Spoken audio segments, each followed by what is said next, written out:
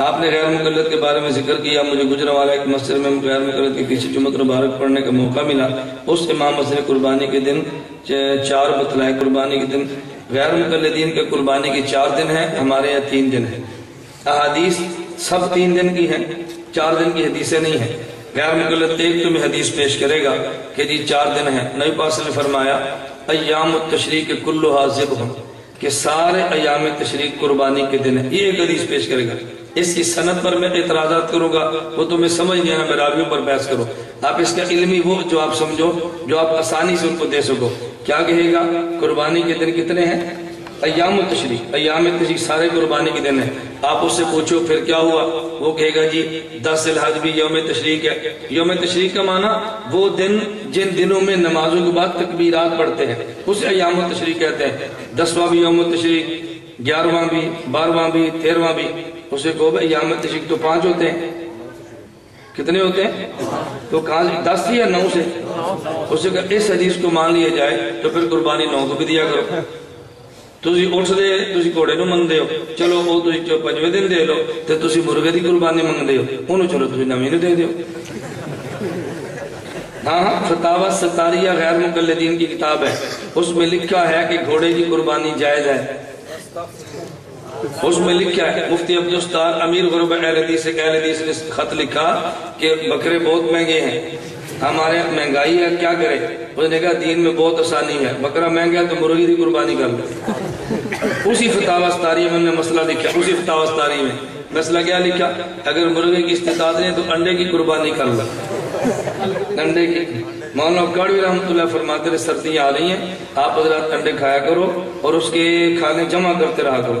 پھر لشکر طیبہ کے دفتر 1 مہینے بعد فون کرنا، بھئی ہمارے گھر میں 100 کھال پڑی، جا کے لے جاؤ۔ وہ آئے گا نا سارے انڈے چوک کے دے دیں۔ بات ٹھیک ہے غلط ہے؟ میں اللہ گواہ ہے، مولانا موجود ہے، ہمارا وہ مزاج نہیں جو ان کا ہے۔ جس قدر گندی زبان یہ استعمال کرتے ہیں نا، ہمارا دل نہیں کرتا استعمال کرتے۔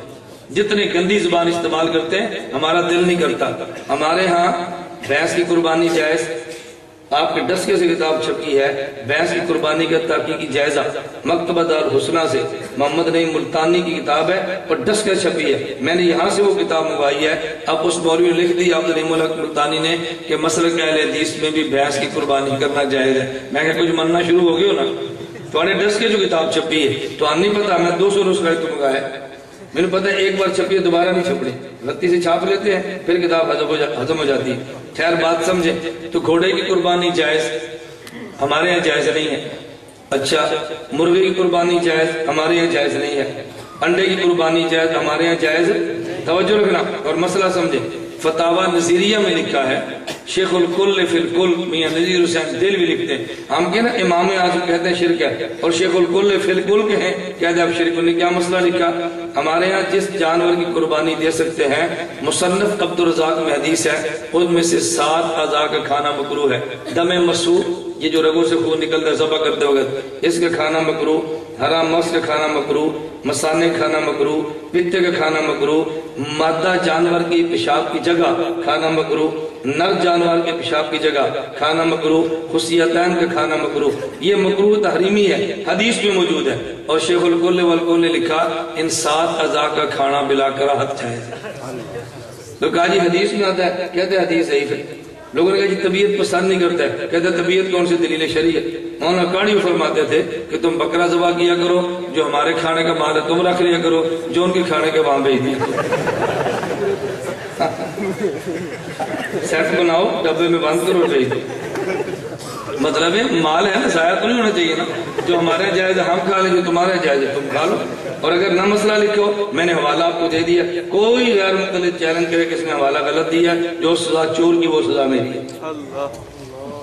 مسلک اور مذہب آپ دیکھیں نا، مذہب میں نے کہا ہماری عادت نہیں، اللہ گواہ ہے ہم ایسے مسائل سٹیج پہ لاتے نہیں ہیں۔ آپ صرف میری ایک کتاب پڑھ لو، فرقہ اہل حدیث پاک و ہند کا تحقیقی جائزہ، صرف ایک کتاب، سارے مسائل آپ کے سامنے آ جائیں گے۔ قرآن میں اللہ تعالیٰ ارشاد فرمایا والذی خلق السماوات فی 6 ایام ثم استوى علی السماء استوا، اور اس سے پہلے اللہ پاک کہاں تھے؟ یہ ان سے پوچھو، ہم سے نہ پوچھو۔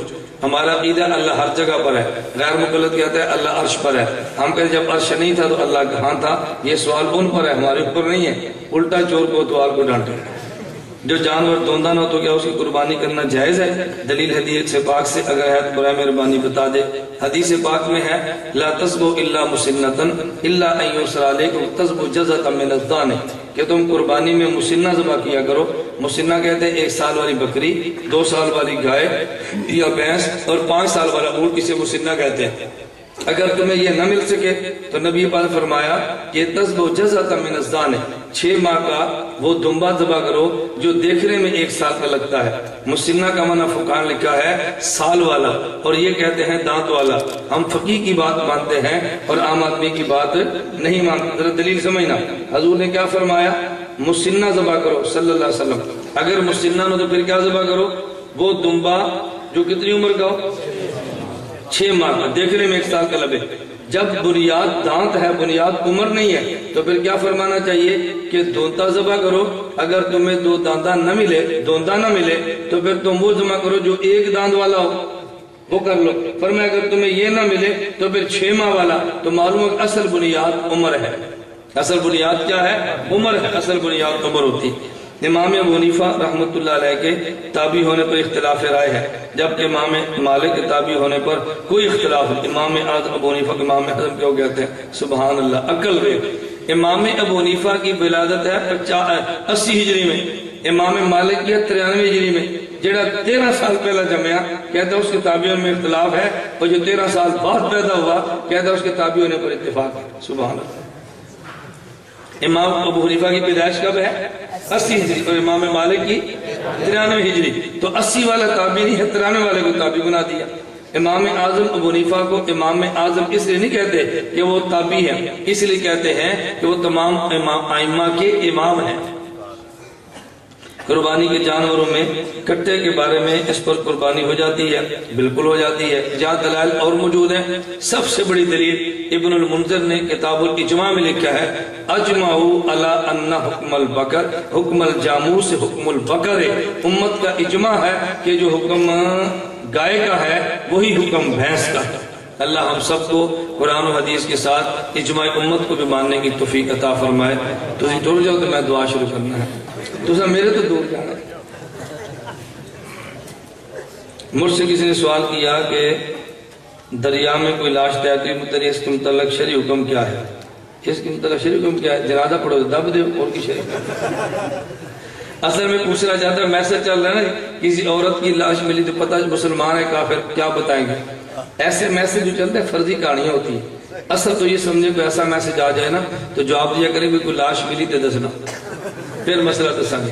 اور اس کا تحقیقی جواب آسان یہ ہے کہ جو لاش جس علاقے سے ملے اگر اس پہ کفر کی علامت نہ ہو تو اسی علاقے والے مسلک کی لاش شمار ہوتی، یعنی مسلمانوں کا ملک ہو۔ اب دیکھو اللہ نہ کرے کوئی ایکسیڈنٹ ہو اور بندہ کو مرا ہوا مل جائے تو ظاہر ہے یہ ملک کن کا ہے؟ تو ہم کیا سمجھیں گے؟ اس کے کافر ہونے کی علامت چاہیے، مسلمان ہونے کے لیے زیادہ پریشان ہونے کی ضرورت نہیں ہے۔